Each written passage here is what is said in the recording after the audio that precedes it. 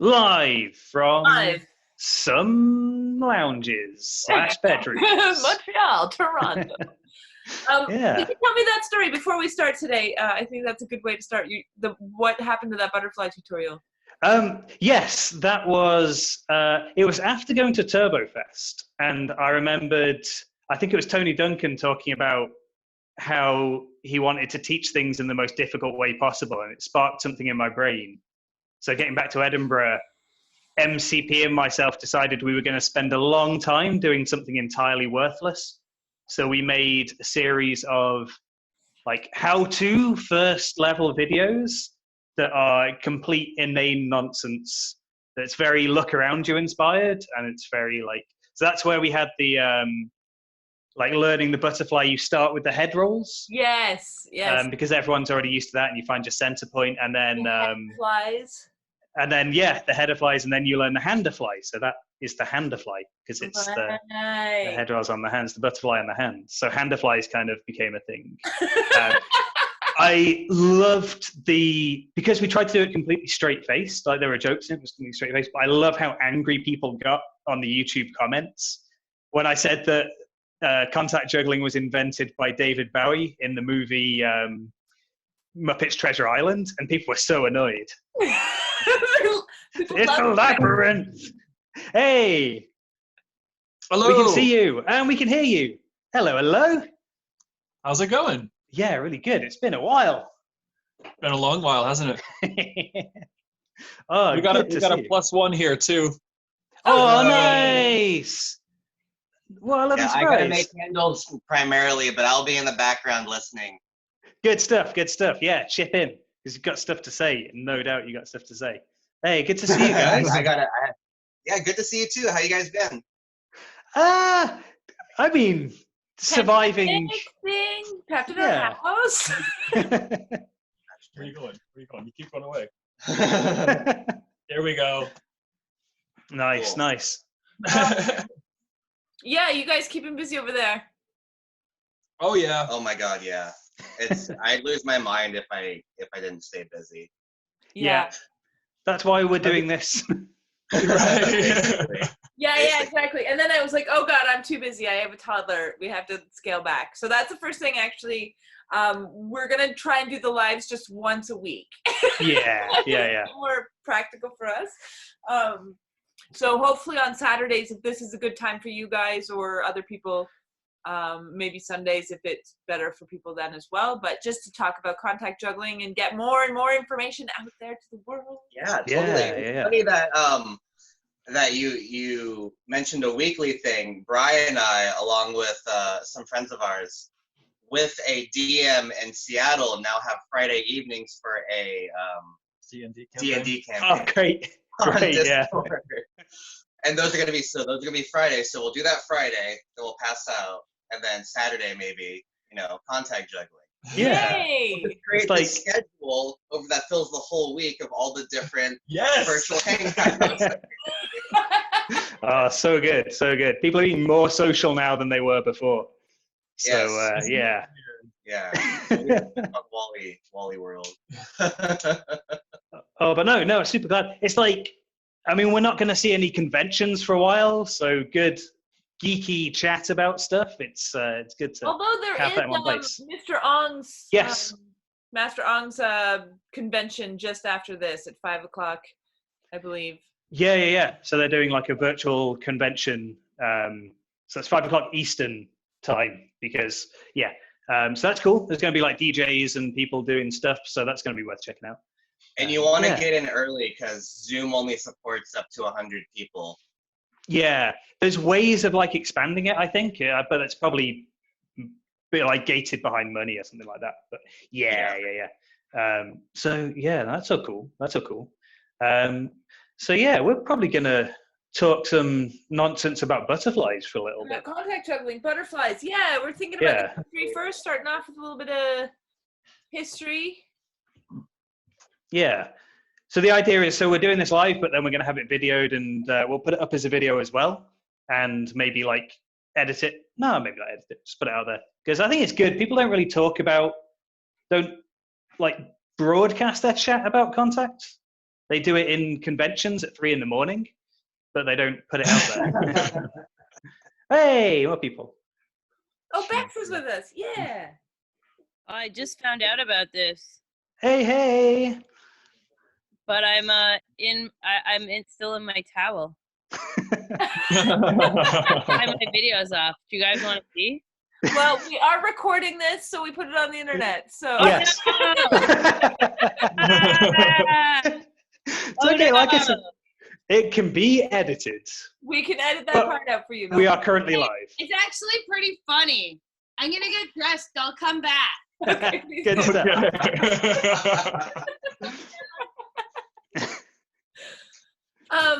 So yeah, we were kind of talking about we first talked about like the history as we know it. I was kind of talking to Drew about it, and we were like, let's not go into the 1800s and the forks that people were doing. Kind of there is a history beyond where we're going to talk about.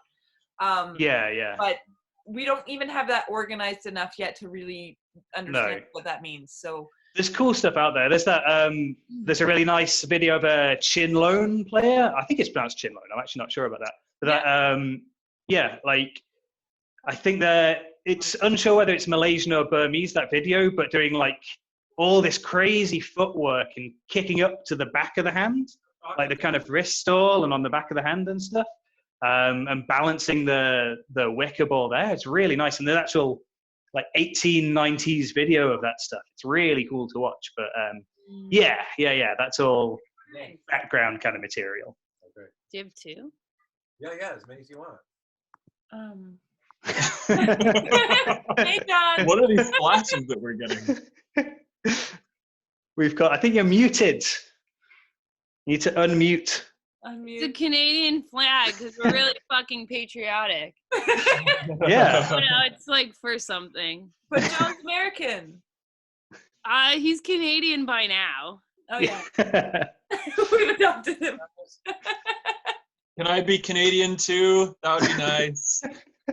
We'll do everything we can. We'll try and smuggle you up here, man. Thank you. Wait, you're not Canadian, are you, Thom? Thom? No. I'm not. I'm a resident. I'm a permanent resident up here. Oh, where do you live? Montreal. Oh, your accent fooled me. I'm in disguise. Yeah. Originally. So I'm from the north of England, near Wales, kind of on the border of Wales and England. Oh wow. So yeah, exactly there. Okay. My wife's from Huddersfield. Ah, Northerners representing. Yeah. Thom, just admit it. You're from everywhere, man. No, I'm very specific. I would like to say that, but I'm definitely very English. I've just been in Scotland for too long, or not long enough. I was just speaking of Scottish. Well, not Scottish. Wow. Speaking of Irish contact jugglers in Scotland, I was just having a chat with Brian and Moira. Yes. Yesterday. Oh, nice. Should chase Brian up. I see how he's doing. Yeah, try and get him on some chats as well. Yeah, I actually definitely emailed get him him for some this, chats. but He's got stuff to contribute. so yeah, do you want to talk about contact juggling? So we were talking a little bit about the Cardini rolls, because Cardini, there is a video of that on the internet, and a lot of contact jugglers or magicians talk about how that one is specific because he does that finger isolation where it like kind of goes up and down his finger. Yeah, you've got that kind of sometimes called like camelbacking, like going through the Ooh, fingers, that. which Tony Duncan does again really nicely. And there's the Cardini roll, which I can't really do, but it's that idea That of was like a lovely example. you Yeah. have it on the back of your hand and then you can kind of make it float. Like billiard ball manipulation and stuff like that is really interesting with contact. I feel like there's a few people, the name's escaping now, but Nick did some videos of Matt, someone or other, it's gone from my head, who was doing really nice mixing with magic, and Lorenz as well. Not Matt He's Penham, doing is it? awesome. No. This was a little bit after Matt Henham, still kind of early days. He did a DVD, which I did a review of for the old .org site. Yeah, it's kind of interesting stuff of like mixing vanishes with contact and stuff like that. But yeah, that back of the hand stuff definitely fits in there. And that's kind of even precursor to palm isolations and things. That kind of dexterity, that sort of controlling the fingertips is very similar to what you would get, that kind of magical, like rolling like that kind of effect. So you can see that there's origins of this stuff coming through. But then the other thing is we're not really going to know for sure where our kind of modern influence came from unless Michael Motion talks about it a bit more.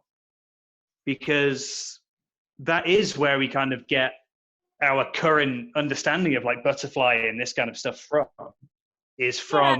there. If you talk to Tony Duncan, it seems like there was a thing that a lot of people were starting to use. Yeah, that's true. That's true. The way that Michael Motion did it was that specific butterfly thing that we know now, that we define specifically as the butterfly, whereas there was a lot more like the transfers, the flippies, the these kinds of things, which we all count in the butterfly sort of category. Yeah. But, you know, the true butterfly being that one that Michael Motion does, what leads with the elbow specifically, I find that's really where it delineates into that specific form in contact juggling. Yeah, and I think that's a lot of that. Sorry. No, go ahead. There's a lot of those sort of like hand flip variations came out of, I think, the Tony Duncan and Michael Glenn and like the Sphere Play Collective. That was kind of their calling card. Yeah. Yeah, Rich Schumacher as well.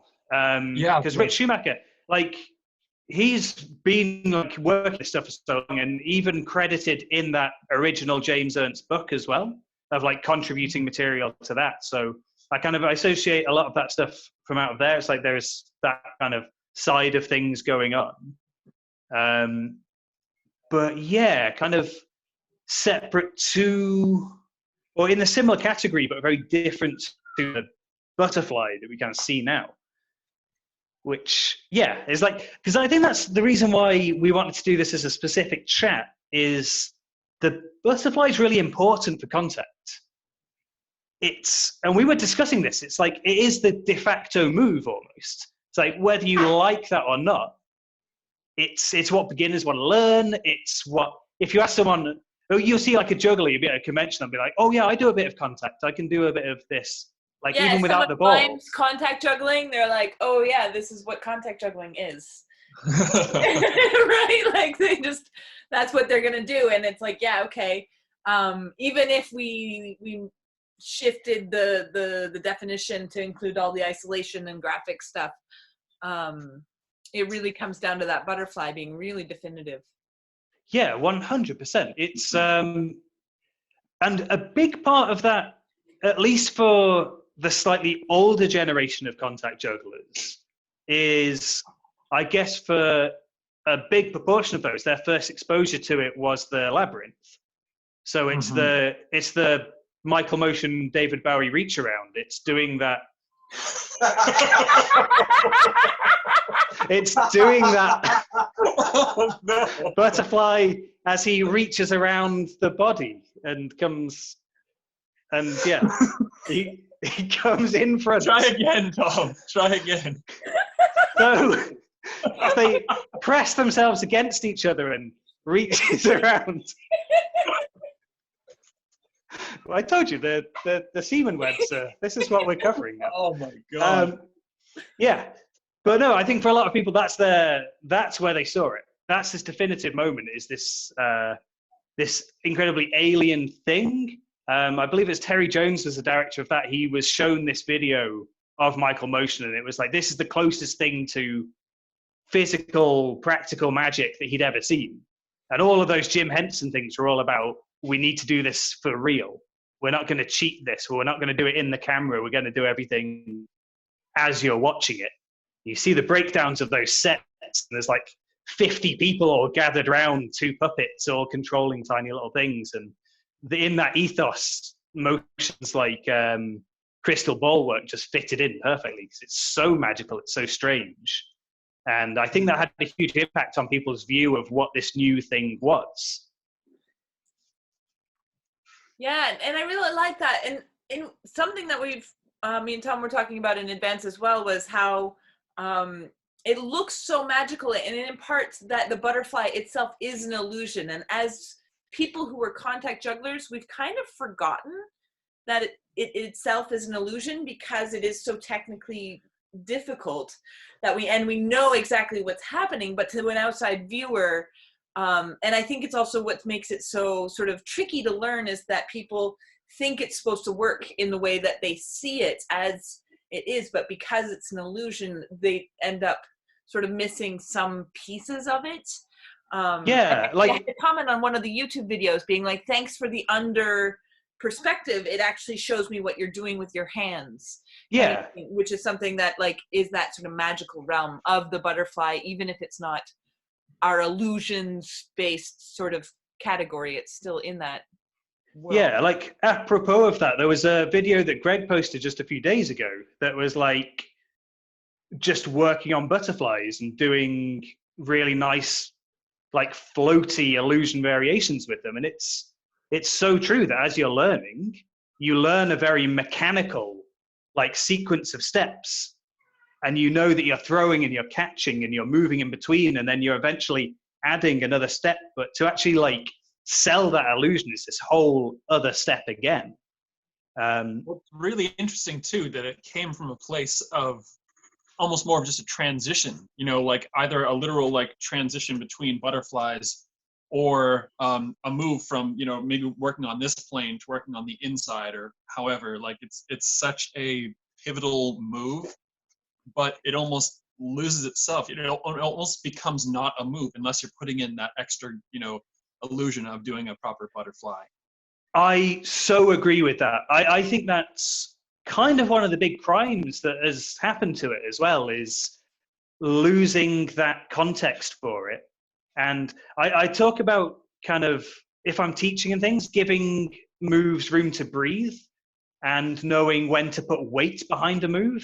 And so often, even pretty experienced contact jugglers don't give butterfly room to breathe. Whether it's because they're bored of it, they've been doing it so often, they've seen people doing it so often, but just giving it that moment and that weight, because it works so nicely as a transition. Like just a nice straight transition out into rolling is perfect. It's still really nice to do. But then just to have that, to give it that moment, that weightlessness, and to think about like what you're doing with it, it's like, yeah, just to put that emphasis behind it. It's so important for it. It's such a beautiful move when it's given that space. Yeah, there's a part in my Goldie routine in which there's one where I do the illusion up here and then I come down and all of a sudden people kind of do like the, but I didn't do a full one. It's just actually a transition. But then a couple minutes later, I really do this specifically. And it's just like the gravitas of like, how does it stay in the air? Yes. Like that? Yeah. You know, that it's such a beautiful moment to capture people, and the feeling it's going to drop and all of that stuff. It is such a classic, beautiful move, and it's really misunderstood. Yeah. So I would ask that of you, Brian. Like, where are you up to? Like, how do you feel about it as a move now? Like, how do I feel about it as a move? Yeah. How would you use it now? How do you consider it? You know, it's funny because I think for a long time it was something that I really strived to perfect, and it was something that I wanted to have as a move to showcase. And then going through the years, it became, just as you were saying, just kind of a background move. It was just a transition. It was just something. And maybe if I was busking on the street, I would spend a little bit more time with it with some kids because it was really easy, flourish to do. But it kind of lost that. But recently, I've been getting more into it, and almost that, like, I think it was a story of, was it Janine or somebody that was like working in a park and like breaking it down sequence by sequence, and like an old lady said, like, you know, keep practicing, you'll get it someday. Yes, yeah. We talked at the beginning about that ridiculous tutorial video that MCP and myself made, where we had like, the handflies. That was also informed by that, about how she was, doing that stop and then coming down. I love that story. And Oh, yeah, brilliant, isn't it? and yeah, it's funny because I think for myself, I've had exactly the same trajectory with it. But then, I know for you, like you've always had butterfly as a really interesting part of your style as well. Yeah, so I was really influenced by a guy named Poncho, who had all of these butterflies. So early on, I started learning sort of to get them out of the box that we often put the butterfly in, which is right specifically here. Or like even I posted that like noob video I had yet a couple days ago where I'm doing these like what I call the golden arches. Yes. And this one sort of saved my butt in the fact that it gave me something else, a new sort of plane to look at. And at the same time, I was living in Vancouver with Nick Woolsey was there, and he was learning all these, what he used to call vortexes. It's turned into VTG theory now, all of the petals and the flowers and everything like that. So I started sort of merging the two, before it was really a formed thought. And that has really allowed me to use butterflies sort of as this open, sort of dancey piece, and it's still transitioning. Yeah. These don't have the same illusionary quality that a true butterfly does, because they still are sort of just in that windshield wiper arch kind of move. But it does allow you to be dancey. I can do barrel rolls. I can move more than just a single butterfly would allow me to do. You know what I mean? So I would add onto that though that when you specifically add in that second ball, when you're doing your 2-ball sequence in your routines and things, that then gets that magicalness because it has that strange connection, that flow like connection between the two props is just really nice and really unexpected as well. So it's you add on this extra level and that becomes something really kind of spectacular as well. Like it's a really nice style there. Yeah, and I think that Poi has that same illusionary quality when you do the VTG series, and that they're connected and not connected, but that you're just and it's tied again to that graphic manipulation of like doing a picture nicely, doing a shape and a curve, so that they do look like they're attached to each other, that they do have each other anchoring them, or that the pattern itself anchors them in this way that gives it an illusion of sort of that mechanical graphic picture that a lot of this stuff really thrives in. A thought that I kind of had, which kind of what you were saying, Brian, kind of because I had the same trajectory with butterflies, and Dawn, you had this very different approach to them. Personally, I stepped away a bit from butterfly and that kind of more old school technique after the whole fushigi thing came out, right? Yeah, because I think a lot of us were affected by that as well. Suddenly, whatever moves were on the TV, we immediately pulled away from. Yeah, it's like, well, this is tainted in some way now. I don't necessarily want to be touching that right now. I put acrylics down for a while because of that, because I was like, okay, so this is happening. I want to find some other pathway to go down. Yeah, so I turned gold. That was where the gold because I needed something else to keep an illusion on the street that would attract people. And that gold was actually Meller's. He was like, put it in the thing. He never had the courage to use it. And he was just like, well, you could have it. And all of a sudden, there's another 10 years of my life. But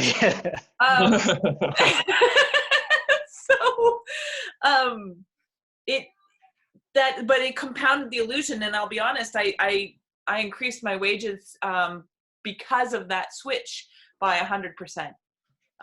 Full stop. That the statue made a big difference. But then I could do everything I wanted with it. It wasn't just tied to the ball itself. All of a sudden, I had a whole thing that was different. Yeah. See, that would be interesting. I feel like that would be a good discussion to have. Like the actual fushigi discussion would be really good to do in this format, because I know there's a lot of people who would have some good contributions for that. Yeah, that is going to be a conversation that will be had later in the evening and with less alcohol, I suspect. Yes, I think so. Like contact juggling after dark. Well, would be a good the idea. thing is, in my experience, I actually got on TV with Goldie, and then I became the TV reference for the rest of the next 5 years. Instead of Nice, people yeah. speaking me, I was self-referenced. Oh my Yeah. God, the gold lady from TV. So I was lucky that I turned that around for myself. Yeah. Kind of like thinking of, in terms of like what we're talking about today, I'd be interested to know if other people kind of had the same thoughts we did of like maybe pushing away a bit from the classical image of contact, like the old school image of contact. Yeah, it'd be fun to like maybe look at some videos of what people were putting out kind of in the aftermath of all that and see if there is a marked difference and if people were changing it up a little bit just to get a bit of breathing room from all of that. I think you might find that there's actually quite a decrease in videos that were released at that point in time. Yeah. I know that for me Generally as well. speaking, About the time I stopped making videos, I just said, "Oh, I'm done with this," and I had my own like experience with it, but definitely pulled back because I didn't want to. I felt like I couldn't deal with it anymore. It was just such a big, heartbreaking thing for so many people that we just pulled back. We need to have that discussion. I think people need some closure on the We do. Oh We yeah, do. that's interesting. We should pencil it in. Maybe we'll do that next week. That's a great topic. Yeah, let's let some people know about that. I think that could be there'd be a lot of opinions I think to be had.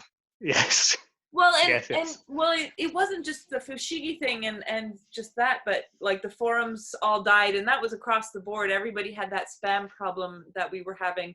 And then Facebook took over, and so there was like a lot of things that really switched, but it was really unfortunate timing that Fushigi kind of affected our community so deeply in that moment, because it was such a struggle to keep everybody together, and which is why we're here today trying to make this happen again. Right? Yeah. But at the same time, I know a lot of people came out in reaction to it as well. Like, I keep harping on about these videos, but it was all in that time. So in Edinburgh, we weren't as badly affected. I think this was about the time you visited, right? I think this was when you made that Edinburgh Massive video, because we were right in the midst of all of this stuff. And we had a really nice community, and we were putting stuff out because we wanted there to be good representation out there. So we made these stupid tutorial videos. We made just fun videos showing people are so angry and upset about all this stuff, but we're going to just try and like have a bit of fun. There was the whole banana shiki thing, but yeah, like anyway, I feel like this is all, we should save this. This is all good content for this is next week. The next week for sure. Well, but yeah, really just how it would have affected the butterflies and that kind of thing. I don't know. Yeah. I mean, it wasn't too long after that I went to France, and Thoma and I were developing the double ball stuff to that nth degree, right? That's really kind of where I was trying to take it into anti-spin butterflies, right? Which is, I was like, this is insane. Why am I doing this? But turns out it's actually quite nice. Or even, like this classic thing, you can do it in anti-spin all of a sudden, in spin, and then anti-spin. And it's like all this butterfly stuff with the VTG that they'd actually, caught up and made into a theory and an app at the time. And I was using their app and translating all of their patterns into contact juggling patterns. That's the VTG. Is that the Vulcan Tech Guide or Vulcan Tech Gospel? Gospel. Yeah. It's kind of stuff that was originated with Woolsey and a couple other people. If you talk to Woolsey, he kind of passes it off, but most people point to him as really being the guy. And it all went down to the Vulcan, and it kind of grew out of all of these conversations of everybody who kept going through the Vulcan and talking to everybody. So everybody was adding to the theory, and it really is convoluted who started what, but it was really that meeting place that made it was. Yeah. That's great. And the fact that it all applies, like that it all translates, and it can translate into basically any prop, is really interesting because it's geometry, so it's kind of universal. Yeah. Which is super nice. I really think that, like fishtails are actually like wrist butterflies. Yeah. Right? Oh, yeah. You can do a wrist butterfly. Stall back and forth. Yeah, that's exactly what she was just doing. Yeah, I've been working on that for a while, just trying to be like, oh, can we fishtail? And it's actually just a wrist butterfly. It's just having those 2 balance points and then bringing it around, right? To try and, I can't do it quite as gracefully as you'd like. Like, it's not, it doesn't have that geometrical precision that are required to make a nice butterfly. But I think it can, though. I think it can, yeah. Yeah. It could be, because then you've got the hand to accentuate the movement at the end as well. You've got that nice kind of, again, that fishtail position. That's where it gets its name. Right, exactly. Yeah. It would look really nice, you know, with someone who doesn't have a toddler. Please. Please do it. Yes. It's. I mean, that's like, again, in terms of thinking of innovation for where the butterfly can be going and stuff. I really like. So very creative boogeng artist Kaylee Creatrix. She has this idea of going to workshops of any prop and taking her boogeng along and just following and applying everything to the boogeng. And like, that's a great idea. It's like watching staff videos and doing it with a ball, and watching poi videos and doing it with 2 balls and that kind of stuff. It's like, there's so much extra space you can find with this stuff, just to like, to take ideas that we've taken for granted and see how they're used in other arts, and then bring them back into our own and kind of use it that way as well. Brian came to my butterflies workshop at EJC in 2016 and was doing most of my VTG theory with that hoop. Like, it was amazing to watch that she could translate it and so quickly as well. I mean, what is the Brun roll if not on-body hooping, right? Might be the hardest transfer between props, but all the same. Yeah. From like the largest surface area to the smallest possible. Yeah. Yeah, no, and all of that stuff, it can be just, done so beautifully. And then there's like that whole thing on the foot. You could technically do a butterfly on your foot if, like, Ariane is her name, I guess, who's doing some. Ariana, Yeah, Ariana, who does incredible stuff. I think she's offering free workshops, by the way, during the COVID crisis. If you want to contact her, she's, I don't know, free, but she's offering workshops on foot stuff if you wanted to contact her. Yeah. So. Oh, that's great. Like butterflies, and so where they came from, the idea that you can use them as transfer moves, but I think a lot of people are coming back around to the idea that they can be something really special as well.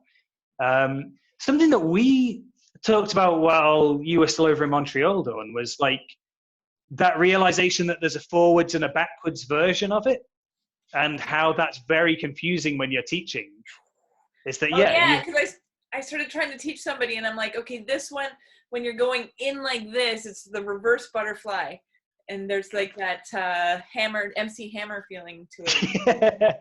Because you have like to coming from scoop underneath. Yeah, there's a scoop underneath where it's, and the other way is like that push is kind of that classic butterfly that we know. Yeah, I love kind of taking that idea of Janine and the balance, having that moment at the apex of the lift, that moment of balance. Yeah. And you can use that as your carry and really exaggerate the floatiness of it by doing so. And you got it on the way back as well. You can have the carry there and the carry there, and just really try and come up underneath and really try and sell that moment of weightlessness right at the top.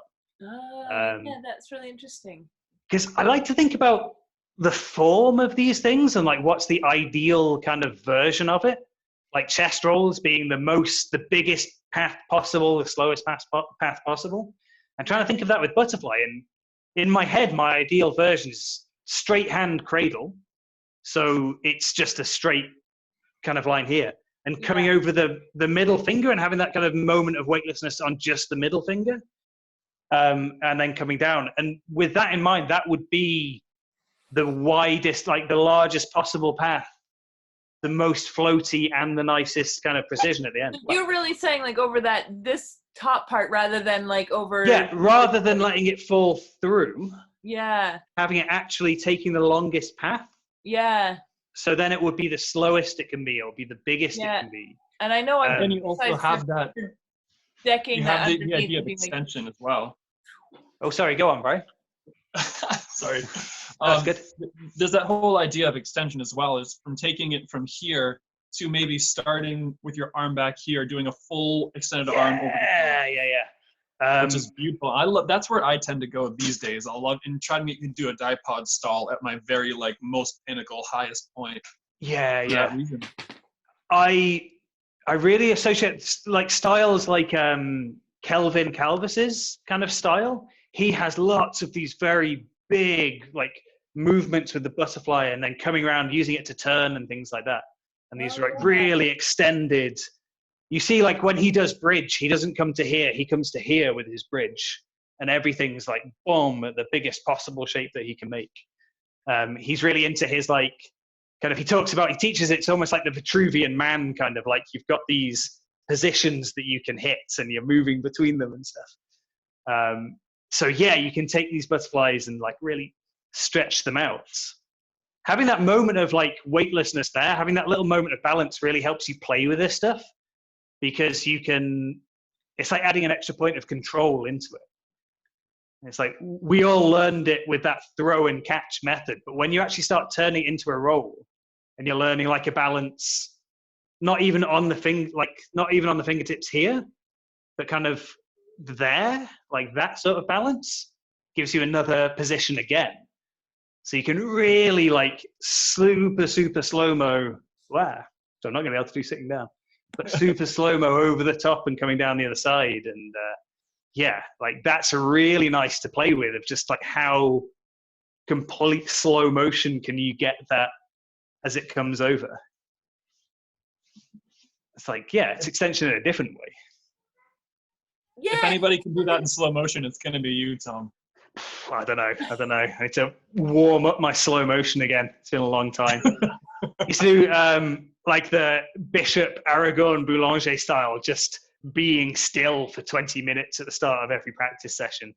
It's like, that's so good for practice, but the discipline, the self-discipline you need to do nothing for 20, 25 minutes is brutal. Yeah. Yeah. I was able to do that for a while in France. It's dwindled since. So something about form that you haven't talked about that you always do, Thom, is the way Michael Motion has it very specifically and always hits those points.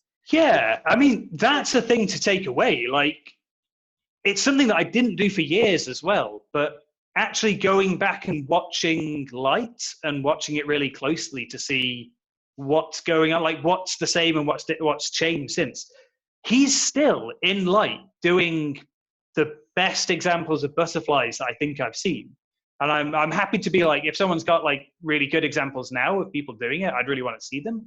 But his precision in those butterflies, considering that particular style wasn't really out there, is crazy. He has this perfect plane that he's coming from one side to the other, but really like locking off on this horizontal plane each time. And I'm trying to do it, and I can't even really hit that same precision.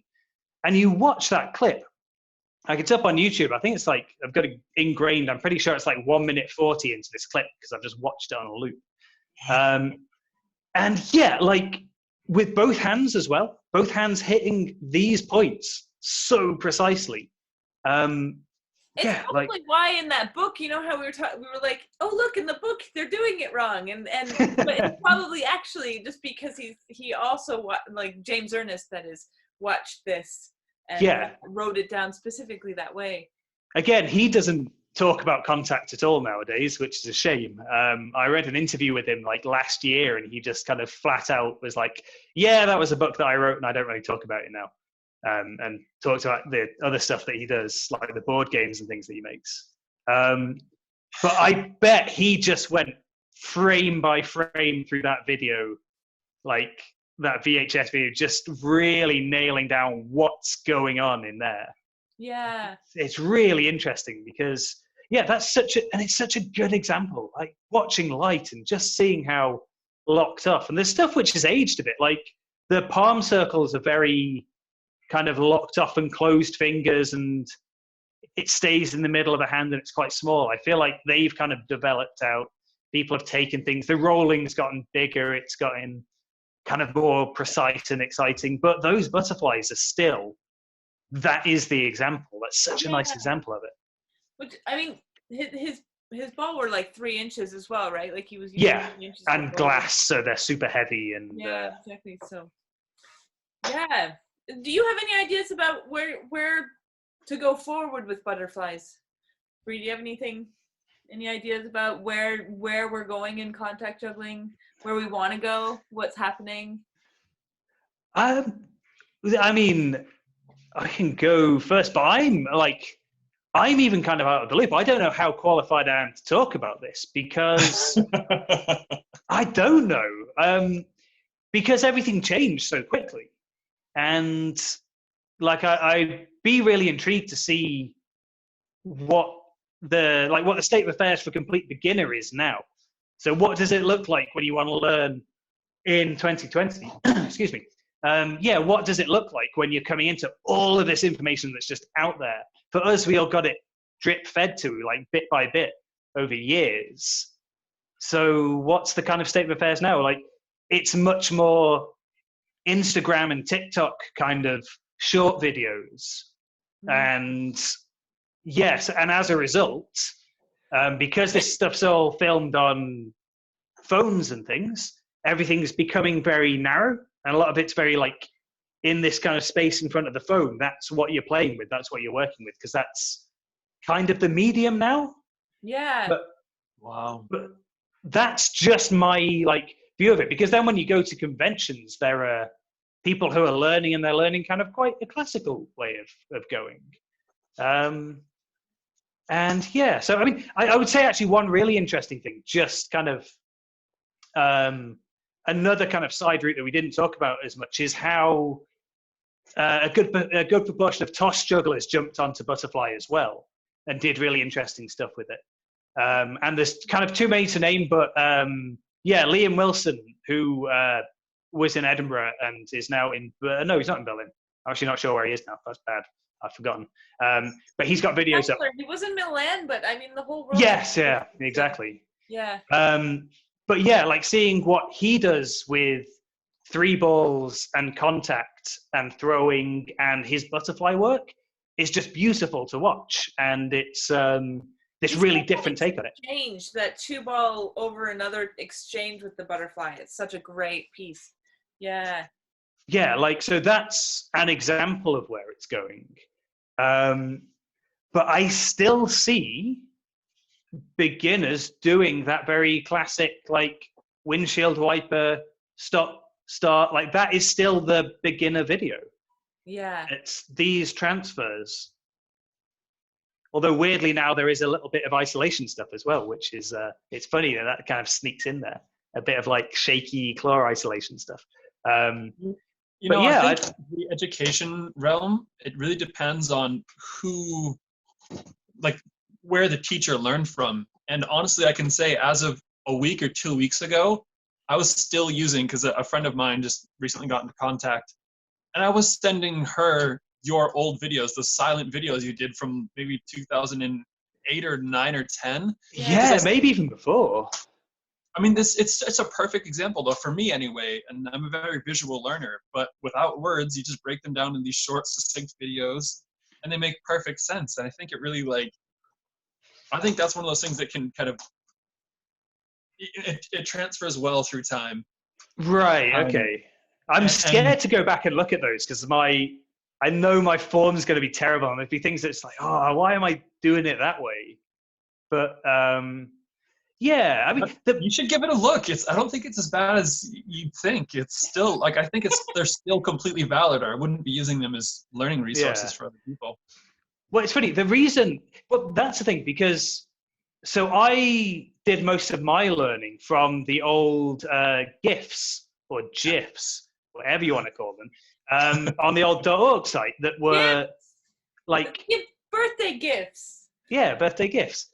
They were 10 frames a second videos, little GIFs of the moves. The idea with those videos I did, there was a little project on contactjuggling.org of being we should replace these. They're getting old. If everyone makes a few little short YouTube videos, we can just replace them.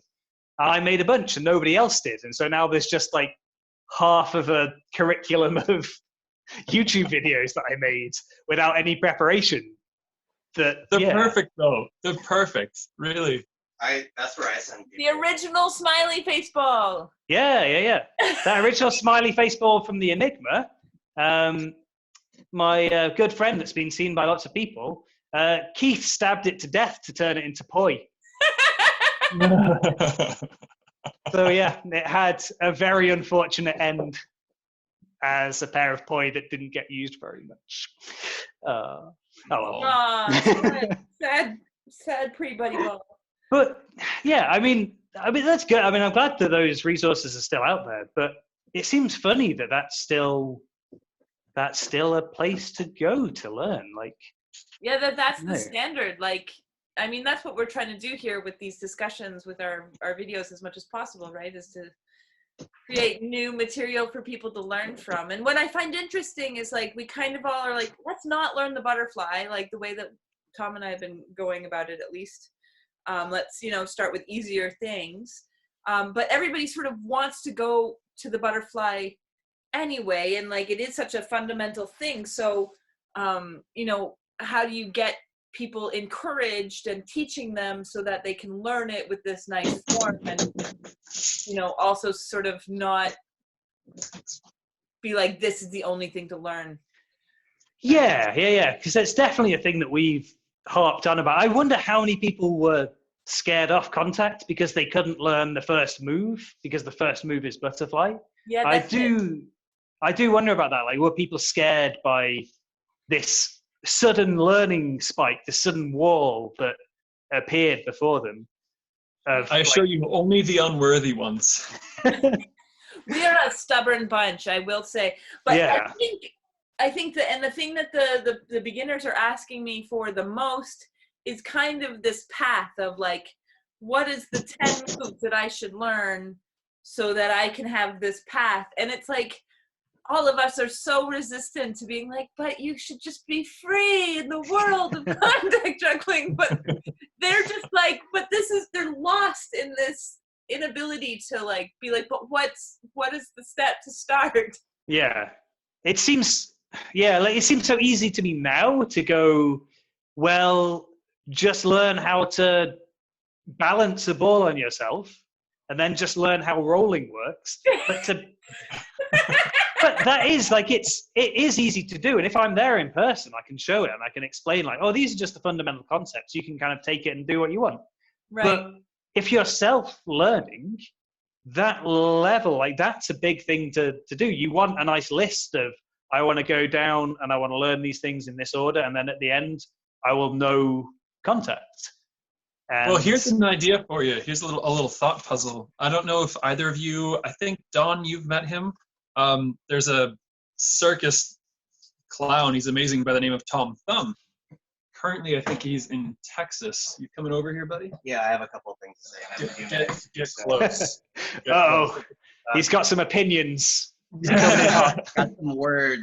So Thom, he's a brilliant guy, like a probably literal genius. Yeah. And he used to teach poi to people, and he took on a couple students and said, you know what, I don't want to start by teaching people the 3-beat weave and, the butterfly. And instead he started teaching people hybrids and like pretty advanced poi techniques, and not saying, oh, these are different, these are expert moves, just saying, no, this is poi and this is how you do it. And it's something that I've always wanted to try with contact juggling as well, is take someone and be like, okay, so here's the bridge roll, and just see if we can like get them, kind of jump started and convinced that these aren't hard moves. It's just like, kind of like you were saying, just this is your body, this is a ball, this is how it moves across it. So Thom, how he got started was Alien John experimented with that exact. It was Alien that started on Thom. I think I might have mistaken that. Well, no, it's okay, because that started Thom teaching people that way. So Alien John taught Thom this really, really crazy, complex, like crossover move, and Thom got it. It took him maybe a little bit more practice because there's more techniques to learn inherently. But he got it, and he combined that teaching method. But he also hated how like if you were to go on like any tech poi Facebook group, you would see a bunch of people that spin exactly like Drex. Yeah. And that shit annoys me, and it annoyed him because you know, it's great that you're teaching people, but the problem therein is that you're all adopting one specific style of poi. So a way that Thom got out of that was when he would teach people, he'd say, okay, here's poi, here's 10 minutes, just do whatever. And then I'm going to teach you stuff, but remember what you did initially. You. That's a great idea, yeah. So to take it back to where a couple of the words that I have about butterflies and about, you know, where we go forward, I have a group of students that I made some content for, and it was a practice in, you know, being a beginner and that type of teaching capacity. What I've learned was what may be a good idea is how we teach people things in the future. It's not just, you know, we talked earlier about what makes a butterfly really beautiful. Well, it's understanding that there's controlled movements behind that to support the butterfly wherever it is. It may behoove us to get out of the little bubble that we can put beginners in that they feel really isolated in, to help encourage them to learn those movements. Maybe not as beautiful as before. And that's what I like to do. I like to make sure people are moving. Like, okay, you're going to learn the cradle, but move your body while you're learning the cradle. Or if you're going to transfer, you know, do like a cradle transfer, try to move yourself somehow while you're doing it. And I feel like that inherently helps them understand that they don't need to remain so rigid all the time and stationary. I remember there was a thread on the old .org page, on the .org page from like years and years ago. It was an argument about somebody being pissed off that dance was being integrated into contact juggling. That's our favorite. We love that thread, the alarming trend thread. Who was upset An about alarming trend in contact juggling. Yes. Yeah. That's right. An alarming Oh, oh man, that's I mean, God. Who started that? Hello. I don't know who started it. It was someone who was very into like kind of the mathematics of contact. But that's another. We a couple of years ago we did an interview with Nick Robson, who's LCD, about like his experiences at the early days of isolation-based contact. And it was that thread that got him onto contactjuggling.org and kind of into the community itself, because he was just a guy, he'd been going to raves and doing his crystal ball thing there. And then all of a sudden he was like, no, I'm going to defend this. I'm going to speak up for like this thing that I love. That's like this new thing that's emerging. It's so true. It's so true. It's people who came into contact through the book, through the James Ernst book, through that like traditional way of teaching and learning, are very, exactly that one there. Like they are very set in that box there, which is what you were talking about. Like getting people out of that is so important. So when I teach this idea of like curves in the body and how that's kind of the natural curves your body makes to the paths that balls want to take. I would say, unscientifically, but 80 to 90% of people at the end of my like hour and a half of teaching have done a chest roll. Like they've had it, they felt it, and it's been like, bam, that's this difficult in the head, difficult thing that they just did. And like that's this concrete thing in front of them now, which is, I mean, original thinking, that was more difficult than a butterfly. Chest roll was like months down the line. You were going to spend your first 6 months just doing stuff here in this box, and then you were going to learn chest rolls. Like, but no, it doesn't have to be like that.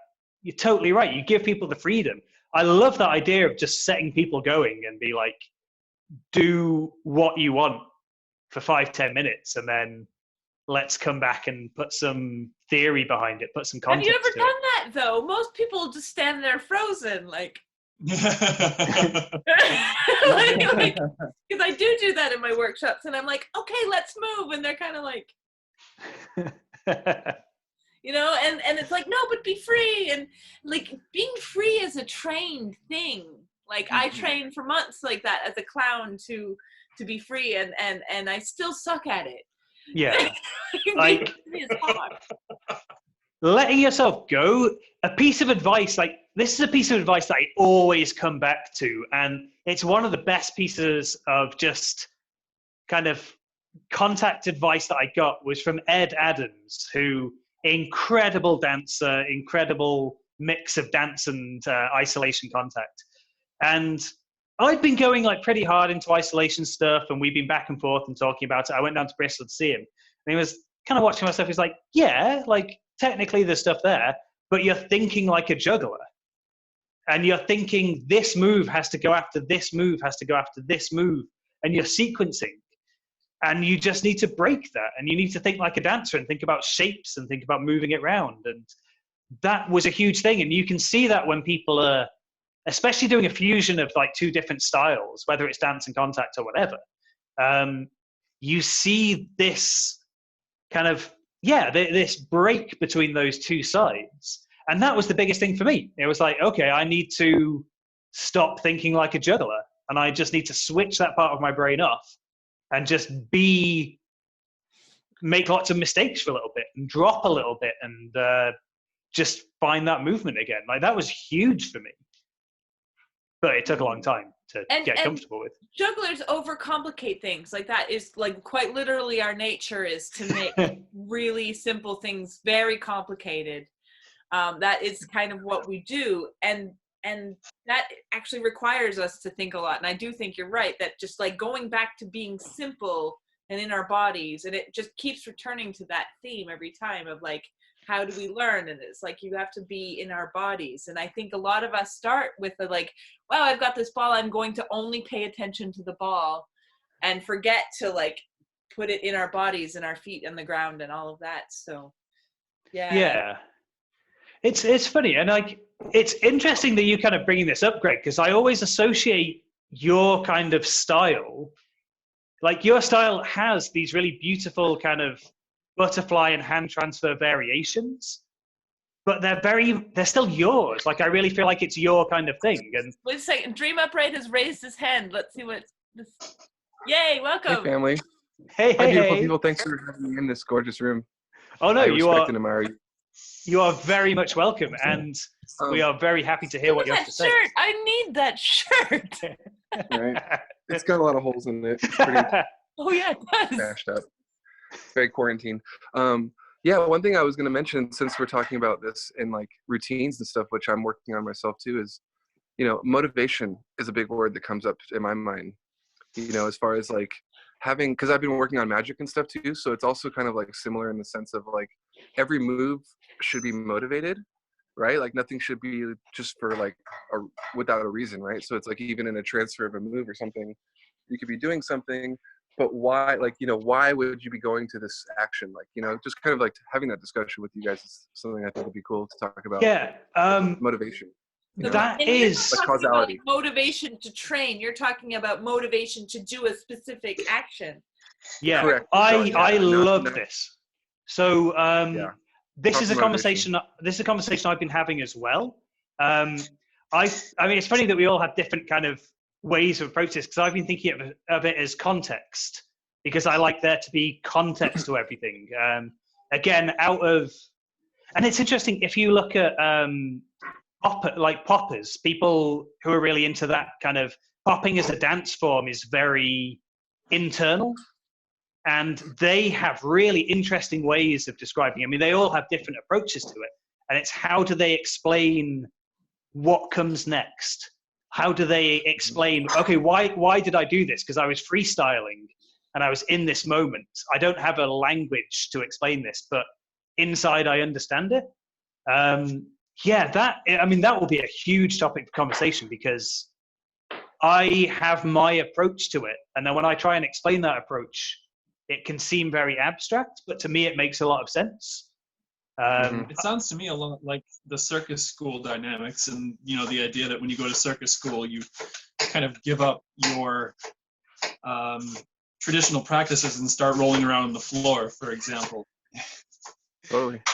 But but the why of it is really interesting. Just What would you say? Like, what is your motivation behind it? Have you given thought to that? Because this is super interesting to me. Yeah, I'm still kind of considering that. You know, I'm only 2 years into contact juggling, and I've been doing it for work for about a year. So I'm still practicing method, of course, you know, and getting my drills down and stuff. But I think like just even right now, having this conversation, like even just the classic move could be like something maybe like we're fanning something away or something smells in the air. You know what I mean? Just something to give it meaning, right? Because we have to have meaning behind our actions, or else they're just kind of like, I'm just showing off, right? Yeah. So, you know, considering like bringing meaning and story is ideally the goal to me too. You know, that's how we really make strong art, is to have meaning. It's very interesting, I guess, with something as kind of narrative as magic as well, where you want that context, that narrative has to be there for your audience to follow you. Like, it's so interesting that would then kind of inform your contact as well. I think that's a really nice thing. I mean, I did that 30-day challenge this year with all of the prompt and motivation stuff, and it just adds such a beautiful but complex layer to everything. I love that, Dawn. That was great. I was watching. I need to participate. I still want to participate, even if I do it late. But I think that was a fabulous idea. Yeah. And it was cool to see everyone's different approach on that, you know? Yeah, the other people who joined me, I was really honored. It was much more difficult than I anticipated. And I'm so proud and that everybody who did join it took courage to do. So I was really pleased with them and grateful. Sure. Yeah.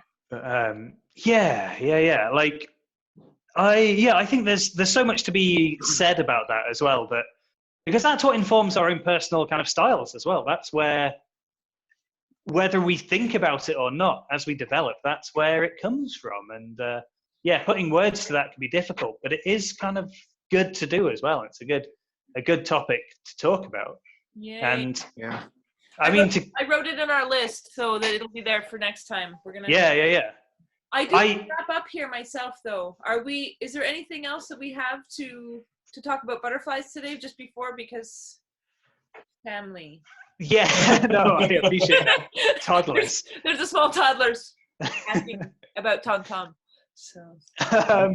So I don't know. Like, do we have any last things? Greg, you kind of came in a bit late. Is there anything else that you feel like you want to throw in there? No, just reiterating that I feel like the direction of moving forward in contact juggling has to be involved with inherently like how we archive information and keep it fresh. I've been trying to use YouTube to do that, but mostly how we teach things. You know, as students develop their mastery and take on their own students, there's that cycle of each student surpassing their teacher in skill. When you do that, essentially you kind of simplify things quite a bit. Like learning a chest roll, which may have taken, like Michael Glenn, it took him 6 years to do one chest roll with a big acrylic. Now you can do it in an hour and a half if Thom teaches you. And then students after that will simplify it even further. And since things are becoming more simplified, there's space to incorporate new types of movements. So I hope that as jugglers, we're teaching students the ways to free up their contact a bit more, have it a little more movement oriented, so they can feel like they're doing something earlier. Are you positing a contact singularity? Where Yes. in 100 years' time, you will just pick up a ball and your brain will explode. So good. I think it's going to start if we make it that long. Oh, yeah.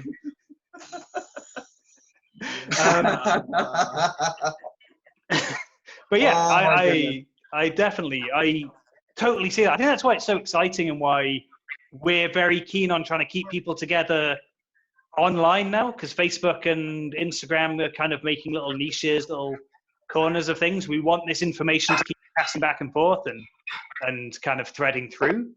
So yeah. Every time that we talk, or you have these things, I'm just going to at least once say that we need to bring the forums back in some way, shape, or form. I'm just going to keep dropping that in there. nobody like everyone wants I it. do. Nobody uses it. It's so bad. Like, yeah, I mean that's our experience. If you can get it rolling, but Facebook really took over. If you yeah, can't, yeah. it's the user, like it has to be on your phone and it has to be across all platforms and it has to be user friendly, and it's just, I mean, maybe if the technology catches up. I found an app that you can make forums on your phone, but it's $5,000 a year. So if you want to start fundraising, like I'm in. Well, You know, actually, $5,000's not between- that much per person if you get 500 people. that's true. I don't know if we have 500 people at this point in time, but there was a conversation that was had. There was at one point in time 3 .orgers living in Eugene. What was Ben's .org name? Esquire. Esquire. Yeah. So Esquire was living in Eugene, and we were actually talking about starting to maybe bring things together. And Ben's got a lot of experience with programming and apps and that sort of thing. And so we were talking about the idea of having, bringing back a forum. I in think phone having version. an app is really the only like future way to go. The way that forums worked in the past isn't the same. I'm not technical enough to do it, but I think that's really where it would go if you had an app specific to contact juggling. Yeah, and like that kind of. No, I mean we talk about like this kind of next generation, but it kind of is the next generation. Like we've kind of come through and we're at a point now, but it's starting. We want to hear the voices of the next lot of people coming through and what they're contributing. So if they are getting kind of into this stuff and want to create, then that's what we want to see. Yeah. And knowing that like wherever you are, like wherever you're at, your level is kind of welcome. So yeah, it's yeah. But in the meantime, me and Thom will keep putting these videos out as long as we're trapped inside, and at least once a week, and hopefully that at least puts an archive of these conversations that are not at 3 a.m. in a juggling convention, and we can archive them, and hopefully people know that these things actually exist and what we're actually thinking about it behind the scenes. Yeah. I think that's great. Thank you both for keeping the momentum going. Thank you. And putting this together. As much as we can. Yeah, and thank you guys so much for joining us. And yeah, please, I really want to pick your brains more. So next time we chat, I'd love to see you. If you have any comments about times, dates, or what is easier for everyone to meet, I think the Zoom worked for us today, and that we're kind of with Saturdays on Zoom. So cool, man. Let's do it. Yeah, thanks everybody for joining. Really good to talk. Really good to talk, guys. Take care. Have a great day. Bye. Bye. Bye. Bye.